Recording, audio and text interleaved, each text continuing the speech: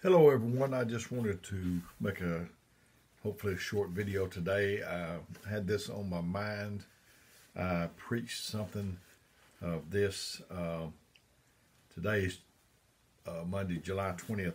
Yesterday, Sunday, July the 19th, we got to have a meeting at Meridianville, and I preached this, and I see that it extends far beyond Meridianville. And we're not getting to visit other churches, so I can't tell them about it in person. So I'm coming to you this way. And I'm going to be in the 4th chapter of Ephesians. I'm going to start with the first verse and maybe go through verse 6.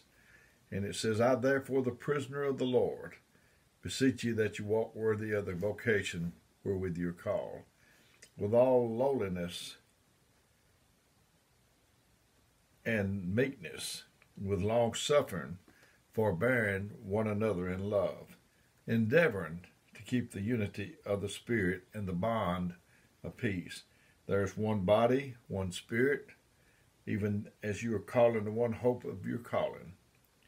One Lord, one faith, one baptism, one God and Father of all, who is above all and through all and in you all. His Spirit is within us. Endeavoring to keep the unity of the Spirit. Endeavor is when you try real hard. I mean, to me, that's like bending over backwards.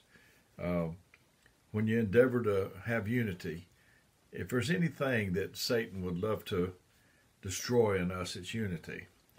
I think this country was built on, there was people from all over the world came to America and started this, so the only Native Americans is the Indians, and so we're all a mixture of something else. You do ancestry, and it tells you that you're this or that or whatever, what parts of Europe you're from.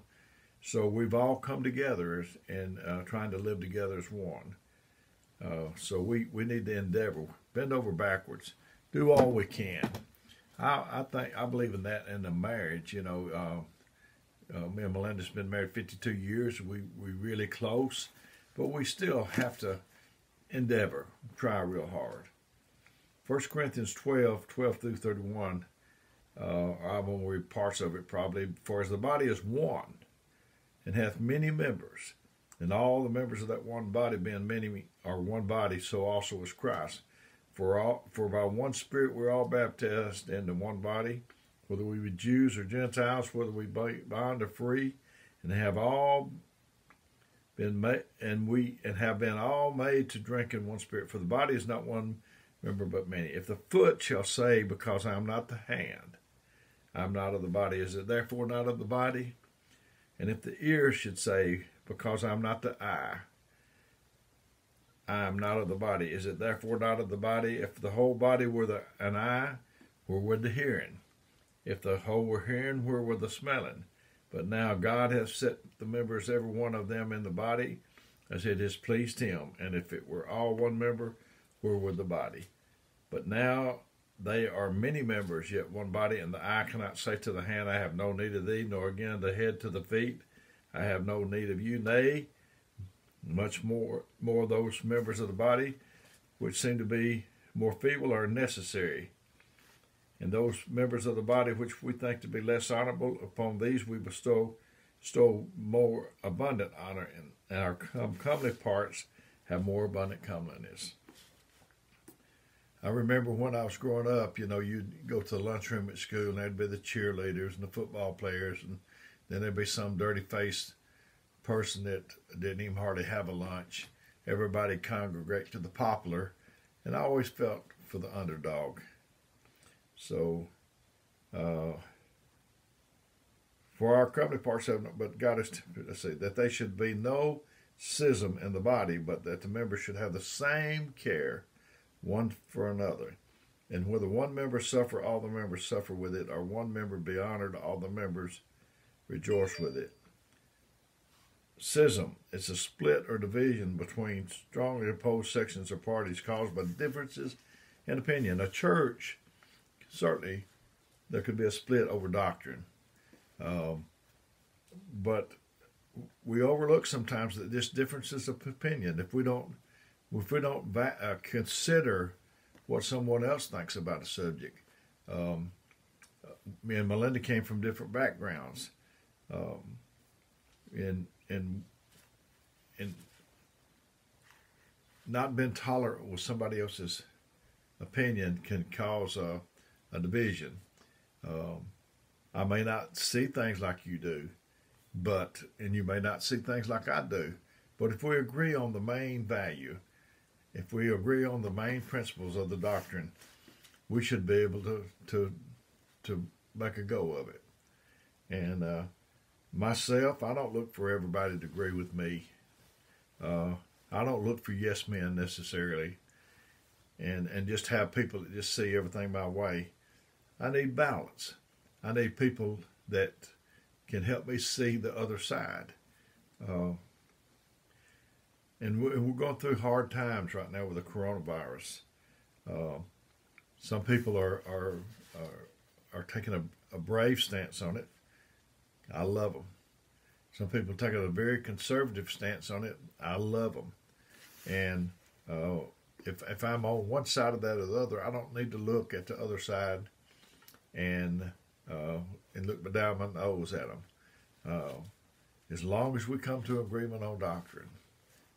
Daniel 12:7 said, "And I heard the man clothed in linen, which was upon the waters of the river, when he held up his right hand and his left hand unto heaven, and swore by him that liveth forever, that it shall be for a times and a half, and when he has accomplished to scatter the power of the holy people, all these things shall be finished." The coronavirus, COVID-19, whatever you want to call it, it's accomplishing what the enemy wants to accomplish. It's dividing us. We're divided out. And divide and conquer. That's one of the oldest army tactics that there ever was. If you can divide people, you can conquer them. Divide and rule. And that's certainly what Satan is trying to do. I remember when I was growing up, there was a group called the Beatles. I'm sure you've heard of them. And they had a song, and it said, "Come together." And when did they say come together in that song? They said right now. And if I've ever seen a time that the people of God, and they need to come together, it's right now. We need it more than ever. We can't afford to be divided out. Not at this time, we can't. We need to be together. I want to love and respect what you, not just about the coronavirus, not just about however you feel and however you do, I want to respect. I've seen things in people's homes, the way they did their children and their wives. That wasn't my style of what I wanted to do, but I respect them. I respect their opinion, and they got just as much right. And as I said, we can be divided on opinions just as much as doctrine. We used to play a game when I was growing up, and it was called Red Rover. You'd line up. You can tell we didn't have Xboxes and all and Nintendos and things. We line up, and you join hands. There'd be another line over facing you, and they would come towards you, and they was trying to break your line up. And if they did, they got to take one member, I think, of it. And we wouldn't just loosely hold each other's hands. We would form a tight knit. So that's the way we need to do right now with the children of God. Not just a loose, casual type respect and love. We need to have it very, very much. I know that in Iraq, they had that little war. We lost more people in friendly fire, or we lost a bunch of people in friendly fire. And let's don't kill each other. Let's don't accidentally do harm to another that's on our team, that's on God's team. Let's respect that. And Galatians 5:14 and 15 says, "For all the law is fulfilled in this one word. In one word, even this, thou shalt love thy neighbor as thyself. But if you bite and devour one another, take heed that you be not consumed one of another." The definition of divide and conquer is to make a group of people disagree and fight with one another so they will not join together as one against one. You know, you can take a stick and you can break it very easily, but you get a bunch of sticks, and it's sometimes if you get enough, it's impossible nearly to break it. And I'm talking about division. I'm talking about dividing us out, scattering us. I'm not talking just about church. I'm talking about marriages, friendships. I've seen them destroyed, and that once had a good marriage, it once had a good friendship, once had a good church, and if we let the love, that first love, get away from us,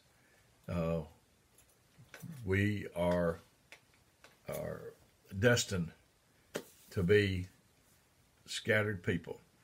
So I want us to come together. I want to understand you. You know, we have a tendency to want to be understood and then understand. I want to understand you, and then maybe you can understand me. I want to understand why you think that way, instead of just hearing that you feel this way about it and say,